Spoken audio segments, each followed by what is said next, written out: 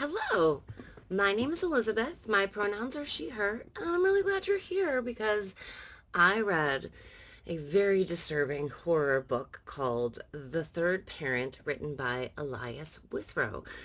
Just so you know, I put up a post on YouTube asking if there are any books that any of my subscribers or anyone who watches my stuff might be interested in hearing me cover. And this upload was inspired by user at Smooth Broccoli, who asked that I cover any other Elias Witherow books. Just also so you know, I have covered The Black Farm and The Return of the Black Farm, which were both written by Elias Witherow. Okay, so this book, The Third Parent, is about a neighborhood, an upper middle class neighborhood where families happily live. One day, a strange man comes to stay in the neighborhood and causes all kinds of havoc to the families who live there. They have almost no recourse in dealing with him. What he says goes, and if not, you suffer the consequences, with an emphasis on suffer. So this story has a very interesting origin. It began as a creepypasta. Okay, so then it got fleshed out into a full novel because I think it was a hit. Now, I haven't read any of the creepypasta. I've only read the novel. Now, I also know that they're turning this into a movie that's slated to be out at the end of this year. So, and that's 2026. So, the earliest it could come out, I think, is like late November, early December of 2026. I have no idea how they're possibly going to turn this into a movie. I mean, the gore it would take. They must be planning to change a bunch of the violence. Um, which you'll understand if you stick with me. So this story is seen through the eyes of the son, who at the beginning of the story is 6. That he has to deal with this stranger for 5 years, starting at the age of 6. So trigger warnings: child abuse, spousal abuse, gun violence, gory violence, rape, molestation, torture, loss of limb while alive, self-exiting, and extreme pain and sorrow. So keep all of that in mind before you decide whether you're interested in hearing the whole story. But if you are, join me for the ride.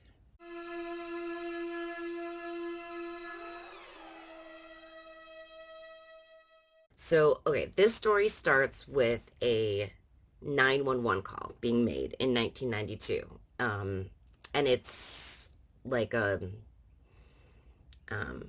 sort of like a little prequel because it's just a little snippet and it doesn't really, I mean, it relates to other things, but none of these people are ever mentioned again. So 1992, a 911 call is made by a wife slash mother of a family. When she's asked for the address or her name, she does not give that information. She does tell the dispatcher that there is a man in her home and that he's going to hurt them. Then she second guesses herself and says that she should never have called. And the line goes dead after the dispatcher hears her scream. And that is it. Part 1. Our first person narrator is Jack. Like I said, when the story begins, he's 6. He has a sister, Katie. She's 3 years older than him. Then there's their parents, Penny and Michael. Michael works at a bank, and Penny teaches yoga in their basement. Before the strange man showed up, they were, I think they describe it as living one sunrise after another. Very sweet. They have a pool in their backyard, and their house is at the end of the cul-de-sac. So the neighborhood barbecues are usually held at their house. Now, Jack reports that family dinners were a nightly ritual in their home and describes a night where Mom and Katie are preparing the sides and Dad is preparing the meat to grill. Jack helps Dad by getting the beer out of the fridge and handing it to him once they get outside. It's a typical night until the doorbell rings. No one's expecting visitors, and when Michael answers the door, there's a strange man standing there. He introduces himself as Tommy Taffy. He's about 6 feet tall. He has blonde hair, and his skin is off. It's flawless, no pores, smooth, pink, and almost like a soft plastic. His teeth appear to be one long strip, no space between teeth, just like one white band. His nose is just a small little nub, no nostrils. His eyes are so blue that they glow with light. He has no fingernails or hair on his body, and he reminds Jack a lot of his sister's Ken doll. Okay, so Tommy has this very unsettling smile on his face, and he asks to be invited in, and when Mike refuses, Tommy grips him by the throat and slams him against the door frame. Then he calmly says that he thinks Mike should really invite him in to stay for dinner. Once inside, Tommy looks to Penny and tells her that if she calls 911, he will break Michael's neck. She quickly puts the phone back down. While the family is trying to wrap their heads about what is happening in their kitchen, the phone rings. Tommy tells Jack to answer it, but that if he says anything naughty, his sister will be punished. The man on the other end of the phone asks for Tommy. Jack hands him the phone. Tommy giggles. He's got this he giggle that he makes, and then hangs up. Tommy then gathers the family in the living room, putting Jack on his lap. Tommy tells them that he's here to help raise the two children, to make sure that they're brought up correctly. He says he'll be staying for a while, and they should get used to the idea. Everyone is frightened by this strange man and his use of violence to get his way. Tommy tells them the rules. First, no contacting the police, and if anyone does, Tommy will be forced to punish one of them. When Mike hears this, he loudly questions what is going on here, and Tommy's response is to grab Jack's hand, hold up his fingers, and say, "So many fingers I could break. Should I start now, or are you going to behave?" Mike backs off. "Don't hurt him. You're the boss." Tommy thinks about that, and he says, I don't like the use of the word boss. He says, "I'm really more of a third parent, someone who will help you to raise your two children." He explains that if he tells them to do something and they don't do it, there will be punishment. Then he tells them it's time to get back to dinner. He goes outside with Mike and Jack, who head to the grill. When Mike tells Jack to go back into the kitchen to get the spatula he forgot, Tommy corrects Mike, making sure he says please and thank you to his son. Tommy joins them at the dinner table, but does not eat. While they're eating, or doing their best to eat, since most of them they've pretty much lost their appetites, he's just smiling at them. So creepy. And Witherow does a really good job of portraying how creepy Tommy Taffy is. Okay, so Tommy then asks Katie if she wants a burger, but she responds that she's not hungry, and she wants Tommy to leave. When Penny tells Katie to come over and sit with her, Tommy slams his hand onto the kitchen table and says, "Everyone will stay exactly where they are." Penny tries to explain Katie's just scared, but it just seems to make Tommy more unhappy. So he asks Jack to pass the mustard. Tommy then gets up, goes over to Penny, takes the mustard, and pours it directly into her eyes. And then he rubs it in. Then he tells her to open her mouth, and he pours the rest of it down her throat. Then he asks Jack for the ketchup. Jack is so upset that he begs Tommy to stop. And he does, saying, "Anything for you, bud." There's a loud knock at their door. Tommy says to ignore it. One of their female neighbors, she's screaming that she needs someone in the neighborhood to help her. She is very quickly silenced by a gunshot. That night, when Jack goes to bed, he puts on his earphones to help him fall asleep, but he can still hear it when his parents begin to scream from their bedroom. Later that night, he hears some kind of static coming from his headphones. It reminds him of the sound he heard when he answered the phone when whoever it was called for Tommy. Then he hears a voice, and the voice tells him he wants him to help his family get away from Tommy and that he needs to remember something. He needs to commit this to memory. 66358 res. 66358 res. A year goes by. They keep expecting him to leave, but he just stays, day after day. Jack's friend Jason lives next door. He comes over to play in Jack's backyard, and Jack suggests they go swimming, but Jason doesn't have a suit. Then Katie comes outside ready to get into the pool, but overhears the boys talking. It turns out Tommy is also staying in Jason's house with his family. He tells him that his dad tried to shoot him the first night he arrived, but it didn't work. Katie yells at the boys, reminding them that talking about Tommy is against the rules, which is about the time that Tommy arrives in the backyard. At first, Jason's afraid, but Tommy assures him that he's done nothing wrong. Tommy says he needs to speak with the three of them. Then he takes a pistol out of his waistband.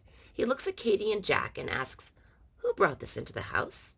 Do they know when it arrived and who got it?" Both are dumbfounded. They had no idea their parents had a gun in the house. Tommy says that they have it for a bad reason and says that the four of them are going to play a little game.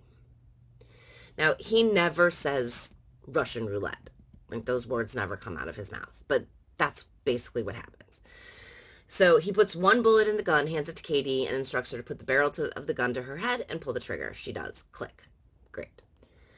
Then he puts a second bullet in the gun and hands it to Jack, requesting the same of him as he did from Katie. She tries to protest, but Tommy admonishes her.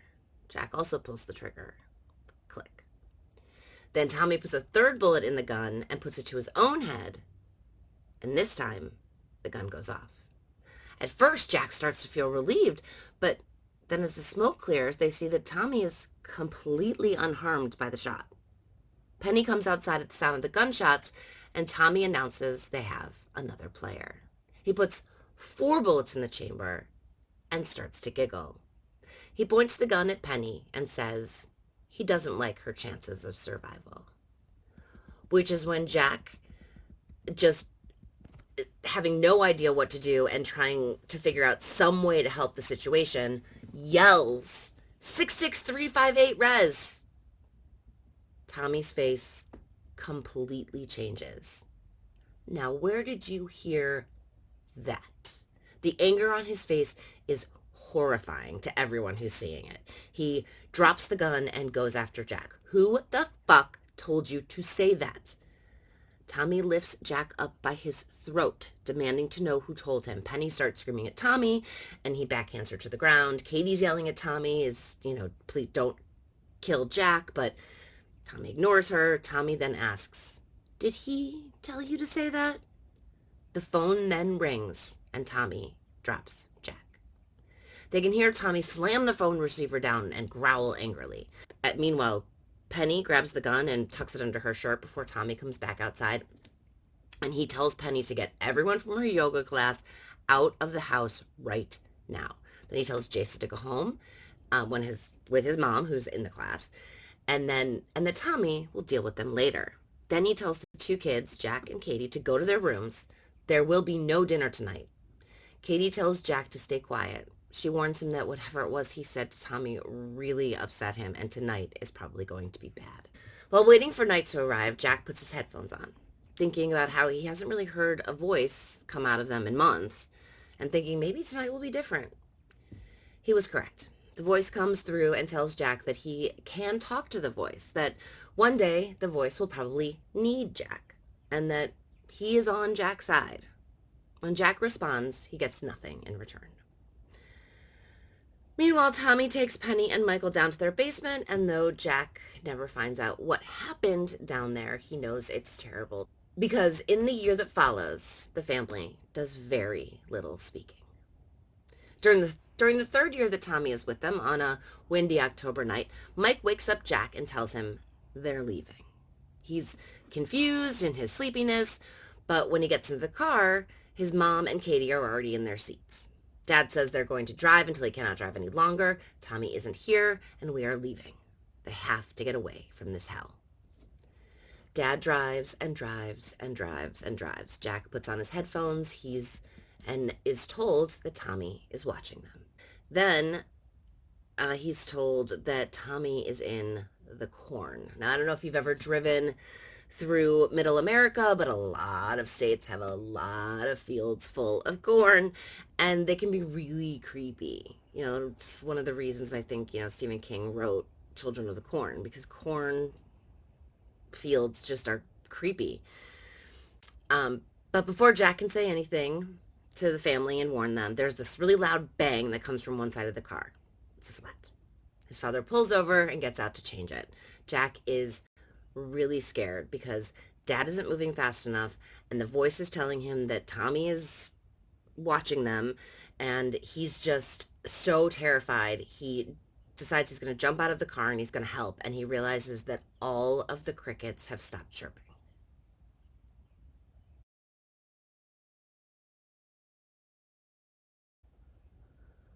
What a detail. That moment, I was like, oh, the crickets stopped. That's bad. But Mike is able to get the tire changed, and they get back on the road and get back on their way before anything happens.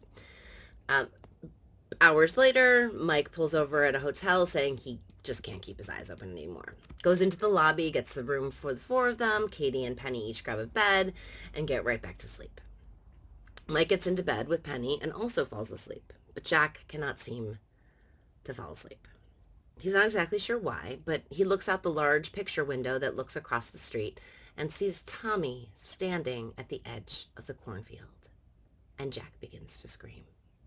It doesn't take long for the other family members to wake up to the fearful screams of "he's here, he's here."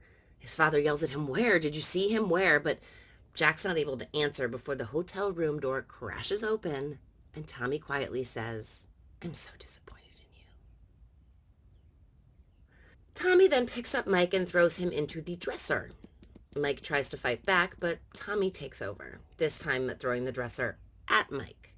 Penny begins to scream and Tommy backhands her, then drags her to the bathroom, rips the shower curtain down, wraps it around her head, and smashes her head into the mirror. Shards go everywhere.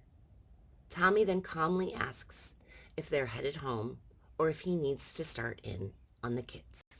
Jack will be next. Mike apologizes, and after returning to the neighborhood, they find out that one of their neighbors has been killed.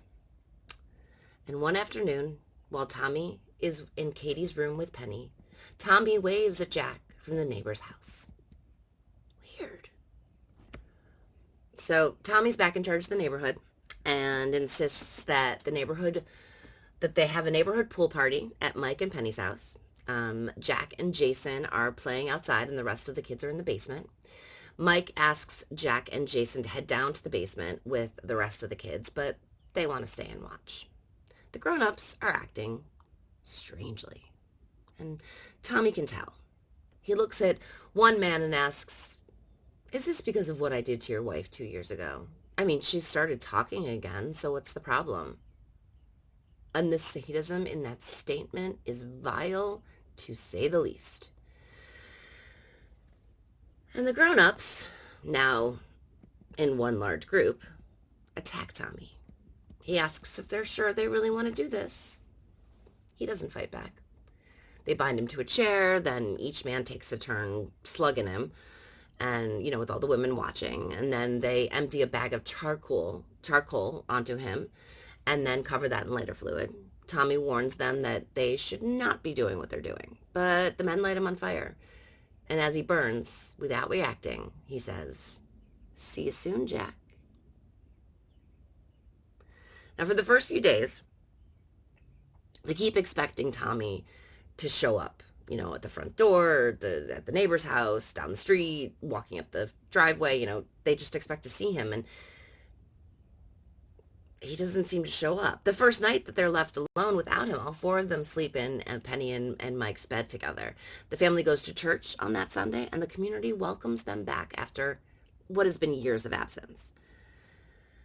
But it's the very next night that Jack hears the static in the headphones again. Jack asks the voice if he's dreaming, and for the first time ever, the voice answers back. When he asks what Tommy is, the voice tells him that he scares him more than anything. The next evening, they're sitting down to family dinner when they hear a knock on the door. Now, I didn't know that a knock on the door could be so damn frightening, but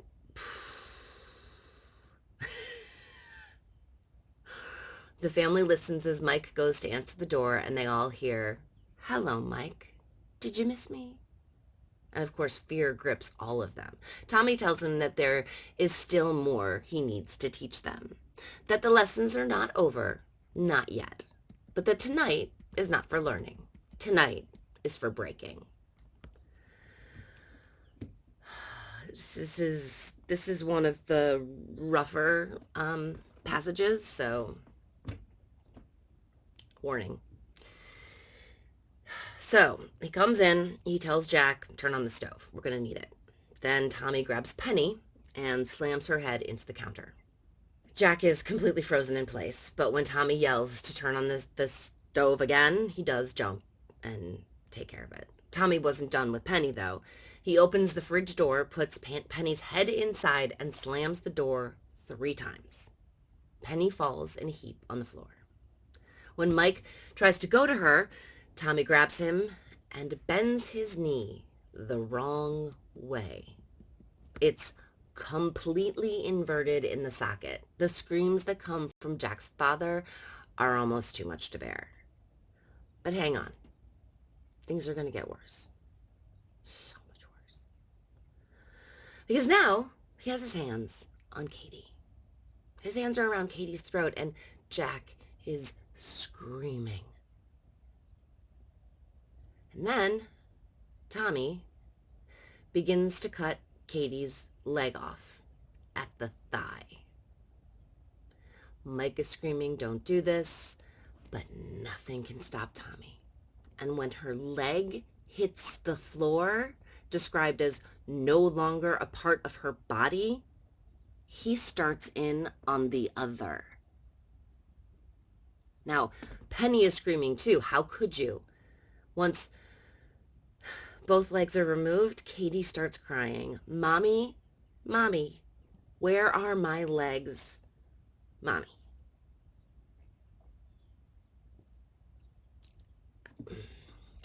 Tommy tells them all to quiet down, and that even after what he just did, he wants them to know he doesn't want Katie to die. So he carries her over to the stove where he cauterizes the wounds.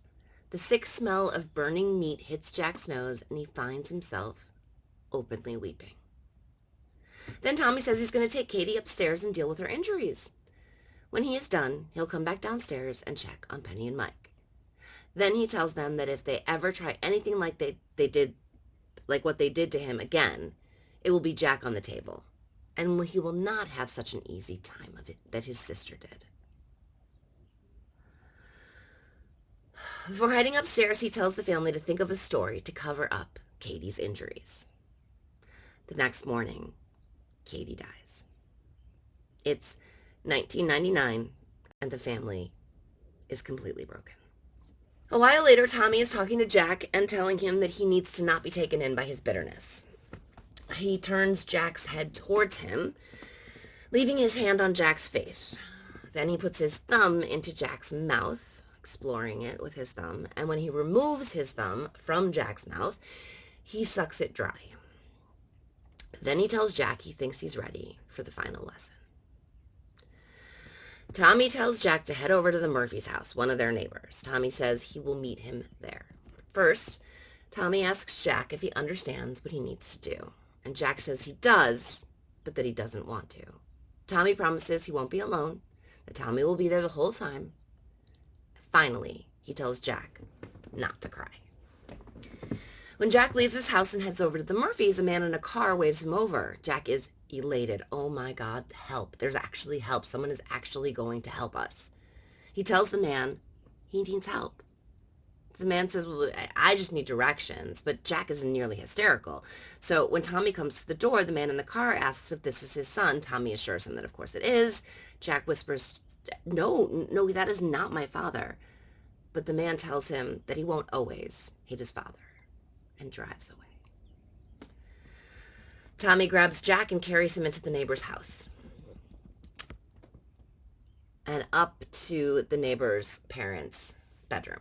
Mrs. Murphy is naked and tied to the bed, spread eagle. When she sees Jack, she begins to moan and weep. No, please, no. But Tommy tells her to be quiet. Tommy tells Jack to take his clothes off. Once naked, Tommy puts Jack on top of Mrs. Murphy. She tries to be comforting. She tells him to close his eyes, that it'll all be over soon. He's not sure what to do, but Tommy guides him. Tommy moves his hips until a good feeling overwhelms him and makes him want to vomit, which is exactly what he does when he gets up off the bed. 4 months later, Tommy is gone. He is gone from the entire neighborhood. Which brings us to part 2. It is years later. It's Jack's birthday. He's in his late 20s. He hasn't spoken to his parents in a couple of months, but knows he should make contact. It's not that he's not speaking to them. It's just that, they have their own lives, whatever. He goes out alone because his only friend, still Jason, has to work that night. He gets drunk. He meets a girl. He gets laid. And after he is so emotionally vacant, the woman leaves screaming at him for being a jerk. He calls his father the next day. The two meet for breakfast. Mom is on a new antidepressant, and it might be working. She actually went out to see a couple of friends the other day, which is pretty extraordinary. While with his father, he gets a call from his ex-girlfriend, Liz, who leaves a message. Later, he checks the message and listens, and in it, she says that she'd love to catch up with him. He calls back, and they make a plan for him to drive out to see her. She lives in a house about 30 minutes outside the city. Then when he gets there, they catch up a bit, and then Liz introduces Jack to Mason, her son. He's like, whoa, I didn't realize, okay. And then, of course, she tells him Mason's his. Jack loses it completely. Liz is crying and screaming by the time Jack is kicked out of her house, telling him she doesn't ever want to see him. She doesn't need anything from him. She never wanted anything from him. She just thought he should know. On the drive away, he thinks better of his behavior. He turns around. He drives back to her house, knocks on the door. He apologizes. He asks if they could talk things through. But Liz says, you know what? I need to take care of my son, and I need the night to think things through. So he goes home. About 3 a.m, Liz's cell phone calls Jack. But he can only hear muffled sounds. And he's like, I don't know, would you butt dial me in the middle of the night? How's that possible? And then the cell phone goes dead. The phone rings again, and this time Liz tells Jack that there's a man at her house. He says he knows Jack, and then she hands Tommy Taffy the phone. Jack freaks out again, of course. He's got no way of dealing with these giant emotions. So he starts to throw things in a bag to take to Liz's, and then he thinks of his headphones. So he puts them on. He hears the strange voice who tells him, do not go to Liz's yet. He has a plan to destroy Tommy, but he's not ready yet, and that Jack can do nothing tonight, and that he will probably need Jack to help him destroy Tommy, but Jack can only imagine what Tommy is putting Liz through, and he gets into his car and he drives straight to Liz's so that she won't have to be alone with Tommy any longer than she has to. But when he gets there, he can see Liz is already in pain. She's not fully sitting on the chair. She's leaning a lot of her weight on her arms. There's a bloody trowel on the counter. And when Liz stands up, he sees that there's blood on the chair and on her pants. Tommy reminds Jack that he needs to stay calm if he doesn't want anything else bad to happen to Liz. He tells Jack that he's back because Mason needs to be raised by Tommy to make sure that he learns all the life lessons that Tommy has to teach. This both infuriates and terrifies Jack. Of course, Tommy says that he'll give Jack a pass for the time he didn't know that Mason existed, but now that he knows, he needs to make his son a priority, and Tommy is here to make sure of it. When Jack is like, what are you doing? Why are you here? What is going on? Tommy says, I'm happy to take Liz back to the bedroom with the trowel. She liked the trowel. Didn't you, Liz?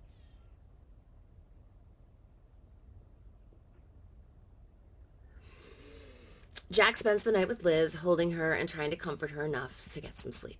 The next morning, Jack tells Tommy that he has to go to his place and get some things. I mean, if he wants him to move in with Liz and Mason, he's going to need his things. Tommy agrees, reminding Jack that there are dire consequences for breaking Tommy's rules.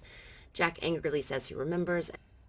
On the way, in the car, he calls his father. But he ends up leaving him a message because he doesn't pick up. And he leaves him the message that Tommy is back and Jack needs his father. Then he calls Jason and tells him that Tommy is back. Jason to tell him that Tommy is back. But Jason answers and tells Jack that whatever he needs, he's here to help him get rid of Tommy. Jason will be there for him. He was there when they were kids. He totally knows what's going on. He wants nothing more than to destroy Tommy. So he asks where Tommy is. Jack gives him Liz's address, but says, do not go over there until I contact you. And at home, he puts the headphones on again. And I'm going to do my best to explain this part. Just bear with me. It's very sort of out there. Okay. Rez asks, so the voice, the 66538 Rez voice says, I named Tommy after me. And he's like, whoa. What do you mean you named Tommy after you? And he says, Tommy Taffy is just the name that he uses for people to call. Real name is 66538 Rez. I named all of my creations after myself. I'm Rez.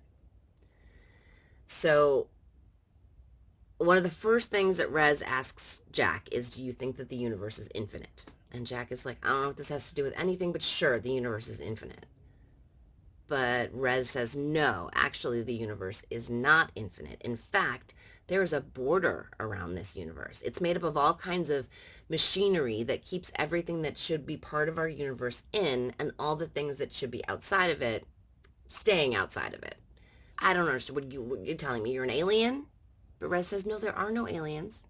He has searched our vast universe, and there is only us. Rez is from outside of our universe, and he doesn't know when or how he became self-aware, but a very long time ago, he became aware of his own existence, and he was able to figure out a way past the machinery and into our universe.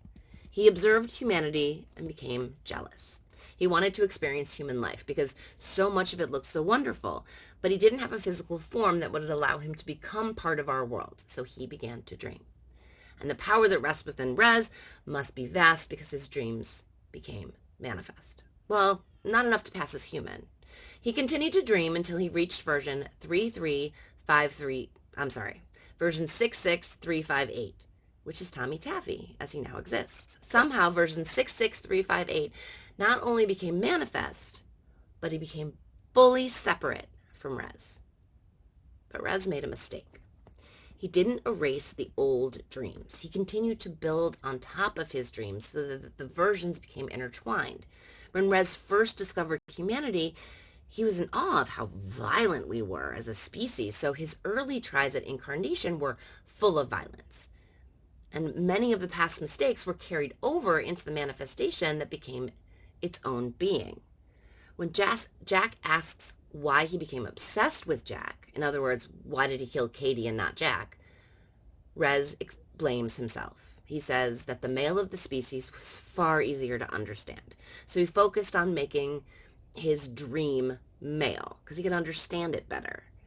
And that caused Tommy to become obsessed with the male of the species. If a family has both a son and a daughter, he will focus his attention far more on the son, and the daughter will, if need be, become expendable. There is so much about human existence that Rez didn't understand, and those confusions often got mixed in his dream creation. For example, Tommy sees sex as the final hurdle towards adulthood. So after the boy he's helping to raise has his first sexual experience, Tommy will move on to another family. When Jack asks why he's back, explains that he gets invested in family trees. And as long as Jack's line continues, Tommy will continue to invade his future family lines. Rez was never able to control Tommy and has been trying to since his creation. He worries that Tommy will figure out how to access all the other versions, allowing him to take over all of humanity.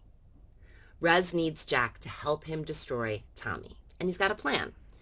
Jack needs to kill Rez in front of Tommy so that Tommy can see his death.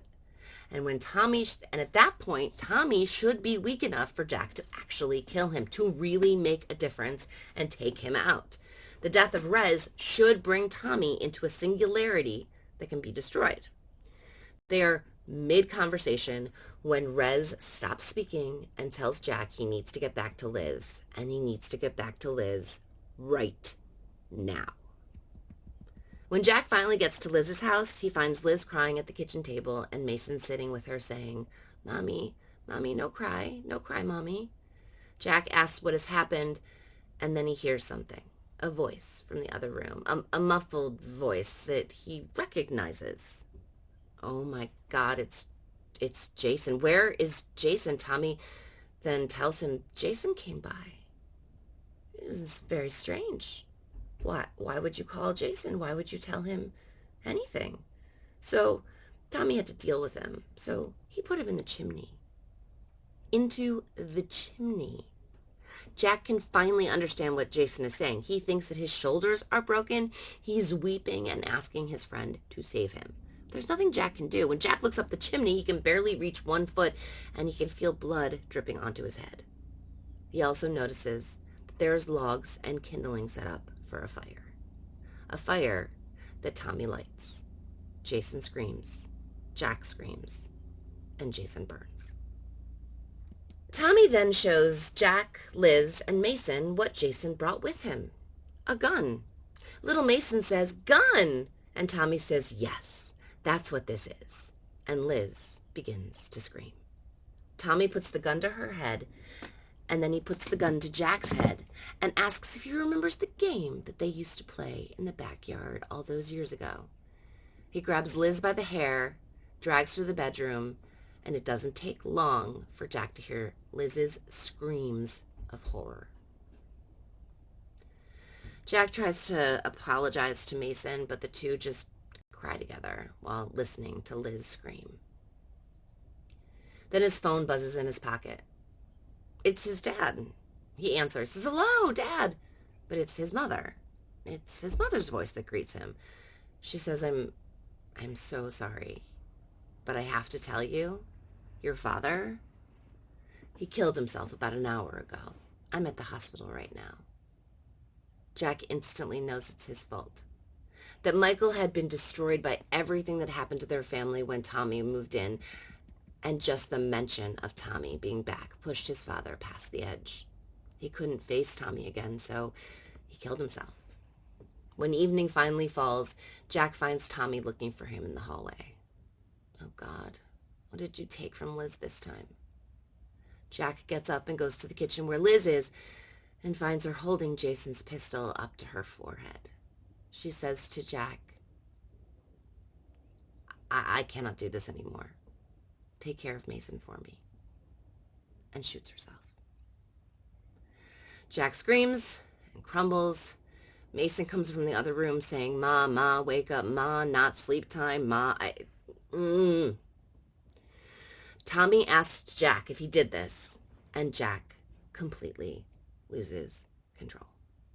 He punches Tommy once, twice, 5 times. Then he grabs the gun and shoots him in the face until the gun clicks, indicating all the shells have been spent. Tommy rubs his jaw and says, "Why don't you take your son upstairs for the night? It's been a tough day." Jason, Liz, his father, all gone. Tommy downstairs, Mason in his arms. What is he going to do? What can he do? The only thing left is to try talking to Rez. Rez tells Jack that he's gathering energy, that he's been doing so since he first made contact with Jack. When Jack asks why me, Rez has a rather simple answer. Because you answered the phone. Jack wants to know how they are going to finish this. Rez says there are 2 ways to end this. One is to remove the family that Tommy is fascinated with. In other words, kill Mason. Not an option for Jack. Rez says that the only other way is for Rez to come down to earth and be killed by Jack in front of Tommy. That will cause a singularity where Tommy is only one, and it will be possible to destroy him. But Jack must act quickly. Once Rez is dead, Tommy will need to be killed quickly before he figures out another way to exist. When it becomes dark again, Rez reaches out and tells Jack it's time. Jack tucks Mason into bed, pulls the blanket over him, and kisses his forehead. He grabs a large kitchen knife and heads out the front door because Rez told him that Tommy was waiting outside for him. It's raining. Tommy is waiting in the cornfield for Jack. When he gets there, Tommy asks, "Has it really come to this, Jack?" Jack is still trying to talk to Rez and finally hears, "I'm coming. Look to the sky." Then a crack appears in the sky and a bolt of energy and light crashes to the earth between Jack and Tommy. Out of the brilliant blue light emerges Rez. He stands 9 feet tall. He's humanoid in shape with a central torso and 4 limbs extending, but he's made up of metal, wires, and a sort of living glow. Gears, wires, whirling machinery, all moving and pulsing with light. Rez and Tommy then speak. Rez tells him, "It's over, 66358. But Tommy's response is, "Never." Tommy tells Rez to go back to his wanderings and leave Earth to Tommy. Tommy says he was made to be part of Earth. But Rez tells him, no. You're just a mistake. Then he turns to Jack and says, "Are you ready?" He explains this section on his back that needs to be split open so that he will die. And Jack does it. There needs to be a final blow, and Jack administers it. Just after Rez thanks him for being his only friend. Tommy screams, "What are you doing?" And Rez's last words are, "Destroy the dream." An eruption of energy and noise that follows is beyond human understanding, but Jack somehow withstands it. Tommy is clutching his head and screaming. Jack knows that this is the only chance, and he stabs Tommy with the knife. Everything stops. The wind, the rain, the echoing, thundering sound, everything stops and goes silent. Then Jack hears Tommy's laugh, that he, and he is horrified when Tommy says, "You really shouldn't have done that, Jack." This is where Tommy picks up Jack and throws him through the window of Liz's house so that he is back in the living room. Tommy was still in the field, so Jack ran further into the house. He grabbed a hammer, and as Tommy came running towards him, he took the chance and smashed the hammer into Tommy's head, and was then rewarded by Tommy's screams. Jack is astonished. He can actually hurt Tommy. He swings the hammer into Tommy's jaw, then punches him in the stomach, then it's a knee to the face, then Jack turned the hammer around and hit Tommy in the eye with the teeth of the hammer and tears and rips and gets the eyeball to come loose. And Jack then says to Tommy, "This is what pain feels like." I gotta tell you, I think I cheered because Tommy deserves that and way more. But Tommy, of course, gets the upper hand again. He grabs Jack's hand that had the hammer and he bends his 3 middle fingers back. First they break, but the bending doesn't end there. Tommy doesn't stop until all 3 fingers have been ripped from Jack's hand. Tommy punched Jack in the stomach and then started dragging him across the glass-littered floor, cutting up Jack as he pulled him along. Tommy then tells Jack that he doesn't get to win and that now he needs a new eye. So he's going to take one of Jack's, which he does. He gouges out Jack's eye and then puts the eyeball into his empty socket. So gross. At this point, Jack is really just a big ball of pain and agony. He thinks of Katie, Jason, Liz, his father, and then Mason. And his strength begins to build inside him. As Tommy drags him across the floor, he gets a large sliver of glass into his mouth and bites it between his teeth. He makes it sound like he's trying to say something, but Tommy can't understand him, so he pulls Jack close to hear what he has to say. And in that moment, Jack uses all the energy left inside him to push the glass sliver into Tommy's one remaining eye. Now Tommy's in the middle of the living room flailing without being able to see. Jack gets himself to the fireplace where he picks up the poker and attacks Tommy with it. Once Tommy is on the ground, he stabs him through the chest with the poker and then grabs the hammer and hammers the poker through Tommy and into the floor. Then Jack goes into the kitchen, turns on all the burners of the gas stove. Then he takes all the bottles of liquor he could find and pours them all over Tommy.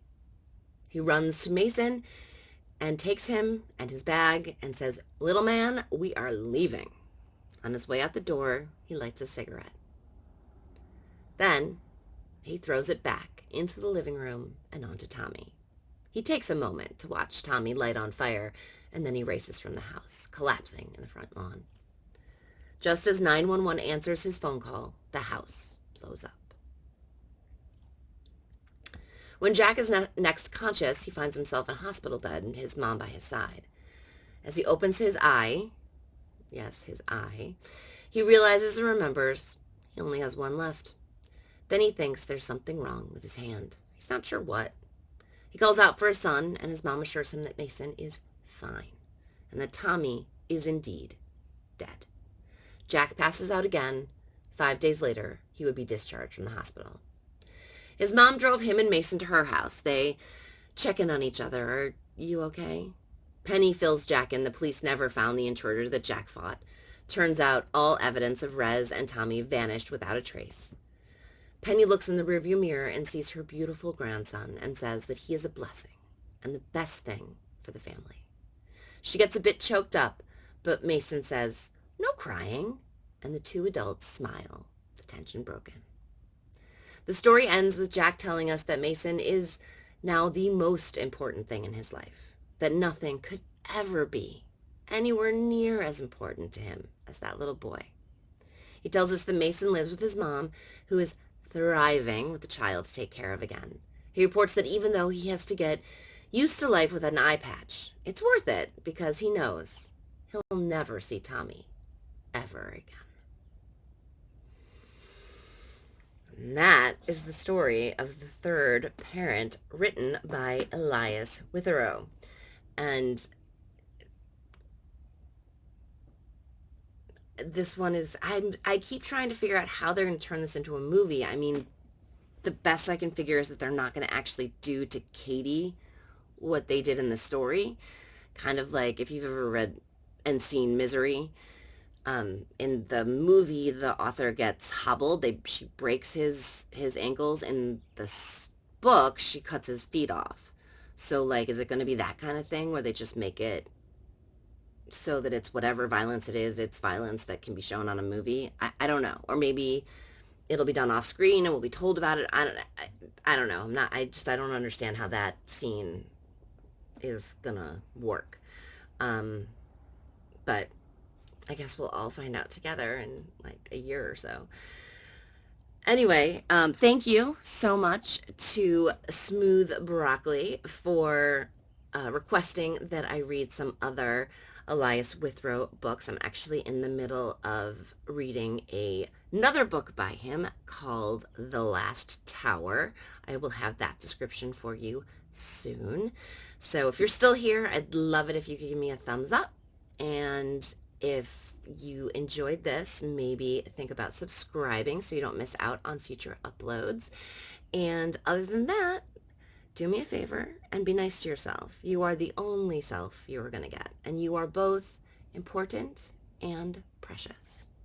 I will catch you next time. Bye. Now, next door, Jack's friend Jason lives. It's a very strange syntax. This both in